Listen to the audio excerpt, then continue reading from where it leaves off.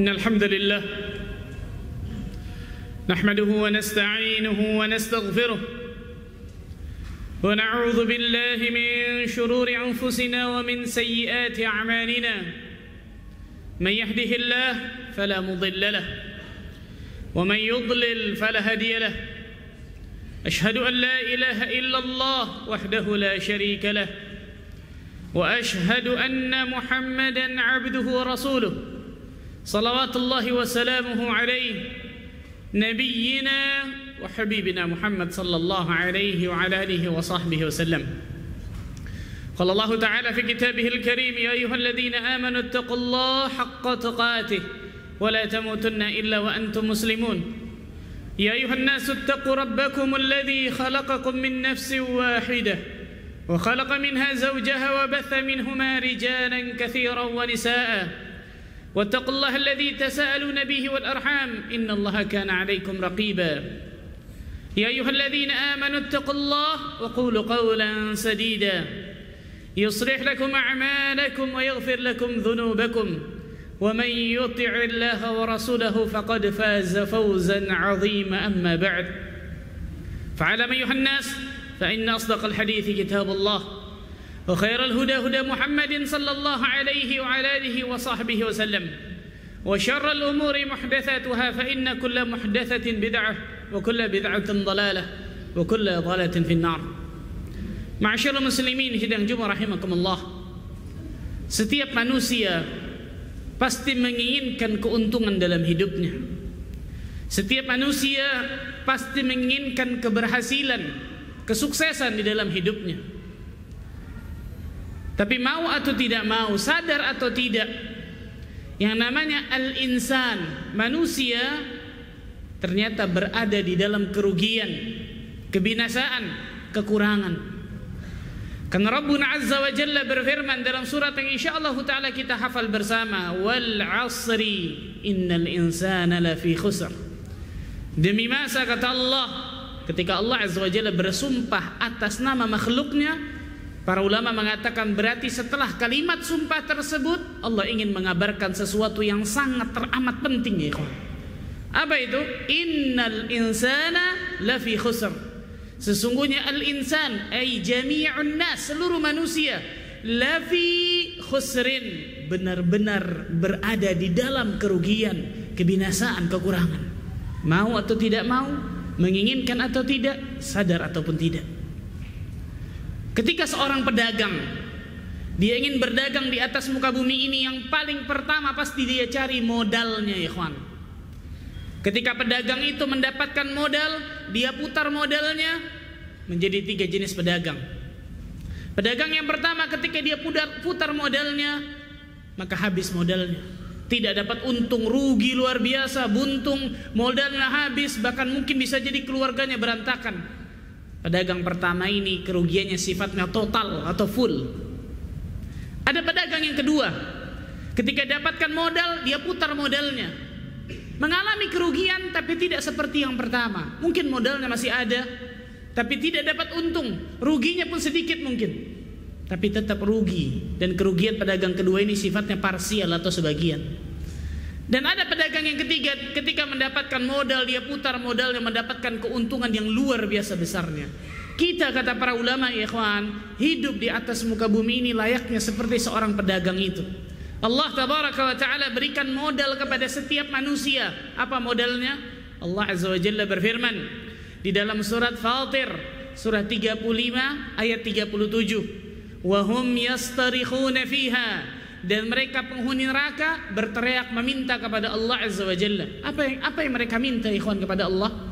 Rabbana akhrijna na'mal salihan ghaira alladhi kunna na'mal. Ya Allah, ya Tuhan kami, keluarkan kami dari neraka ini, ya Allah. Kembalikan kami ke dunia, ya Allah, agar kami dapat beramal amal-amal yang dahulu kami tinggalkan. Allahu akbar. Agar kami beramal saleh, agar kami sholat, agar kami sedekah, agar kami nuntut ilmu agama, agar kami dan agar kami lainnya mau keluar dari neraka, kembali ke dunia, mau beramal saleh. Allah mengingatkan tentang modal berharga yang Allah berikan kepada mereka. Awalam nu'ammirkum ma yatadhakkaru fihi man tadhakkar. bukankah kami telah memanjangkan umur usia kalian di atas muka bumi ini untuk mengambil pelajaran bagi orang-orang yang mau mengambil pelajaran. Berarti modal berharga yang Allah tabaraka wa ta'ala berikan kepada seluruh manusia, siapapun dia, muslim, kafir, fasik, munafik, adalah jatah usianya di atas muka bumi ini, waktunya di atas muka bumi ini. Ketika Allah berikan modal, ada pedagang jenis pertama, kerugiannya total full. Siapa mereka? Para ulama mengatakan mereka adalah orang-orang kafir ketika mereka hidup di atas muka bumi ini, musyrik kepada Allah tabaraka wa ta'ala. Karena Allah berfirman dalam surat Ali Imran ayat ke-85, "Wa man yabtaghi ghairal islami dinan fala yuqbala minhu wa huwa fil akhirati minal khasirin." Barang siapa yang mencari agama selain Islam, maka tidak akan pernah diterima agamanya, kata Allah, dan dia di akhirat termasuk orang-orang yang merugi. Kerugian di sini sifatnya total, ikhwan. Orang-orang kafir, naudzubillah, khalidina fiha abada, kekal dalam api neraka tersebut dengan kekafirannya dan kesyirikannya tersebut, naudzubillah. Bagaimana dengan seorang muslim, ikhwan? Apakah dia terlepas dari kerugian? Nanti dulu. Allah azza wa jalla berfirman di dalam surat Al-A'raf ayat ke-9, "Wa man khaffat mawazinuhu fa ulaika alladziina khasiru anfusahum bima kanu biayatina yadhlimun." Barang siapa yang ringan amal timbangan kebaikannya di hari akhirat nantinya. Kita semua akan ditimbang, ya ikhwan, di hari akhirat. Ketika orang itu ringan amal timbangan kebaikannya, berarti timbangan amal keburukannya lebih berat, luar biasa. Fa ulaika alladziina khasiru anfusahum, maka mereka itulah orang-orang yang merugikan diri mereka sendiri, bukan merugikan Allah azza wa jalla. Mereka rugi tapi merugikan diri mereka sendiri. Bima kanu bi ayatina yadhlimun, karena kepada ayat-ayat kami mereka berpaling. Ini seorang muslim, kata para ulama, yang tidak pintar memutar modal yang Allah berikan kepadanya. Ketika Allah berikan jatah usia, waktu di atas muka bumi ini, dia pakai untuk maksiat, durhaka, kedurhakaan kepada Allah azza wa jalla, berbuat dosa. Hati-hati ikhwan, hati-hati, subhanallah. Kerugiannya sifatnya parsial, betul. Tapi pertanyaannya, siapa seorang muslim yang mau masuk neraka 1 detik saja, ikhwan? Gak ada pasti. Gak ada. Subhanallah. Maka jadilah pedagang yang ketiga, ikhwan. Pedagang yang mendapatkan keuntungan yang berlipat ganda, luar biasa. Barakallahu wa lakum fil Qur'anil azim. Aqulu qali hadza wa astaghfirullah li wa lakum.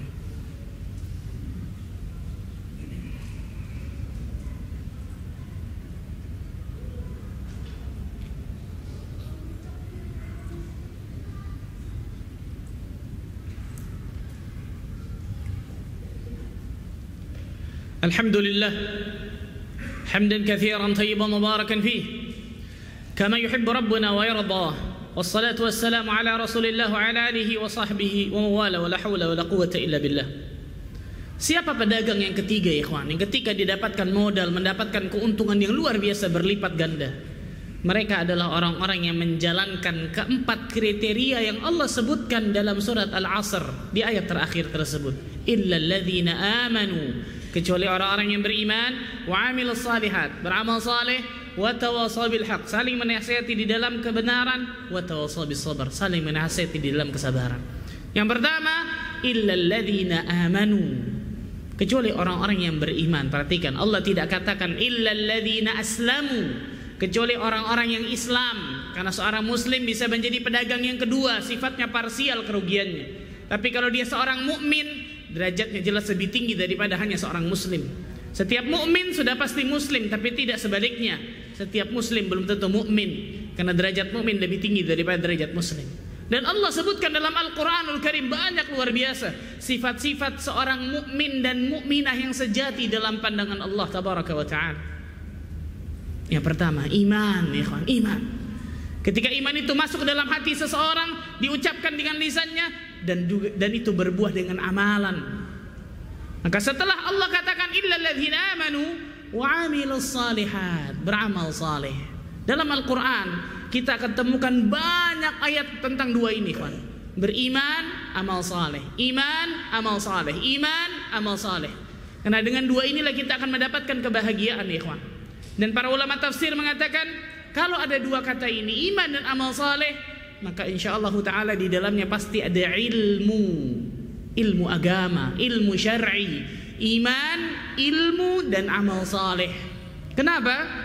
Karena kita tidak akan pernah mungkin beriman dengan benar tanpa ilmu agama yang benar, dan kita tidak mungkin mendapatkan amal saleh yang benar kecuali dengan ilmu agama yang benar pula. Maka illal ladzina amanu wa 'amilus shalihat, kecuali orang-orang yang beriman dan beramal saleh, ai iman, ilmu, dan amal saleh. Makanya Nabi SAW mengatakan talabul ilmi fariidatun ala kulli muslim. Menuntut ilmu adalah kewajiban fardu ain bagi setiap muslim. Subhanallah. Lihat ya ikhwan, ketika dia sudah dapatkan ilmu, wa amilus shalihat, beramal saleh, dia mengamalkan ilmu yang sudah dia ketahui. Jadi ilmunya bukan hanya sekedar pengetahuan, ilmunya bukan hanya sekedar koleksi. Oh iya, saya tahu itu haram. Loh, kenapa dikerjakan? Oh iya, saya tahu itu perintah Allah dan Rasulnya, kenapa ditinggalkan? Itu koleksi ilmu namanya, ikhwan. Karena ilmu kita wajib berbuah dengan amalan. Allah tabaraka wa ta'ala akan tanya di hari kiamat nantinya, an ilmihi madza fa'al, tentang ilmu agamanya. Apakah dia amalkan ilmu agamanya tersebut? Apakah dia praktekkan? Amalkan itu bagi diri kita sendiri, ikhwan. Praktekkan lagi ilmu agama tersebut atau tidak? Ketika dia tahu ini sesuatu yang haram, nggak berani deketin dia.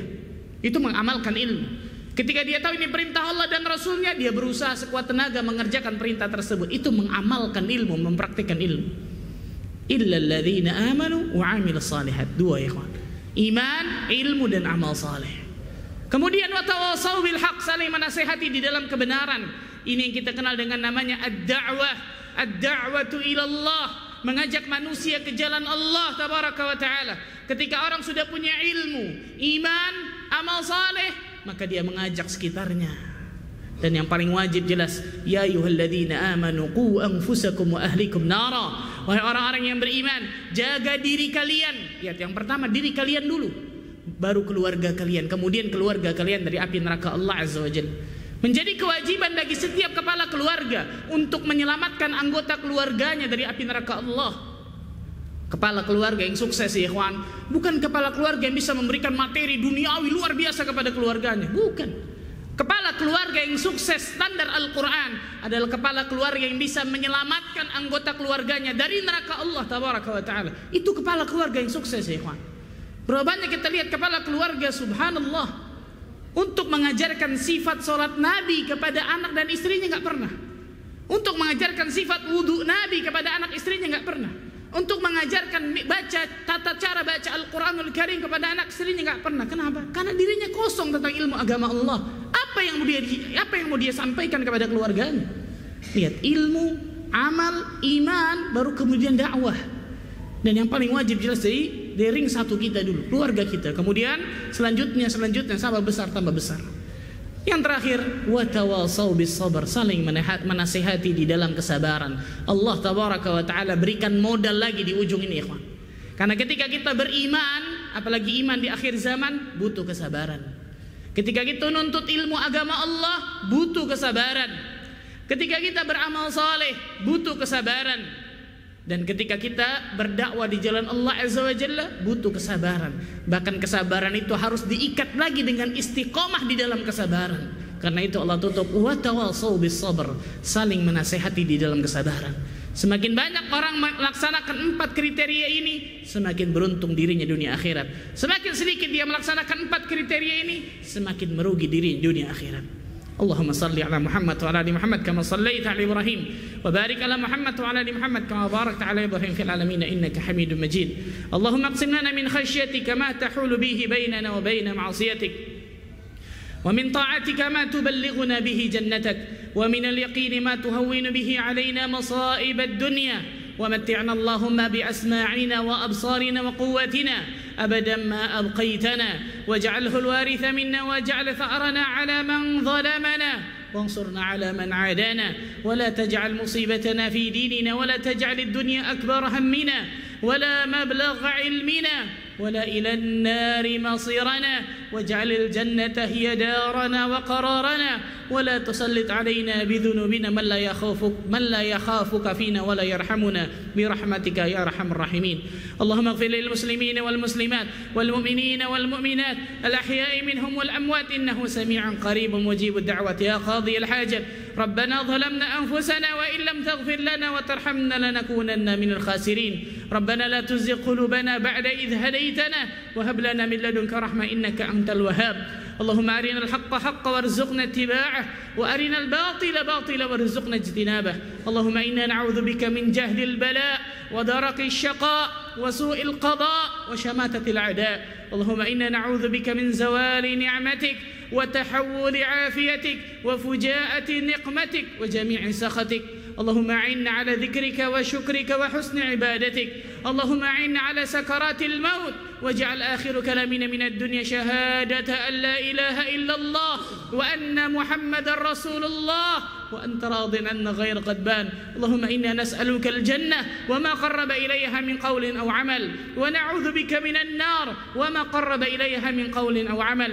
ربنا تقبل منا إنك أنت السميع العليم، وتب علينا إنك أنت التواب الرحيم. ربنا آتنا في الدنيا حسنة وفي الآخرة حسنة وقنا عذاب النار، والحمد لله رب العالمين. أقيم الصلاة.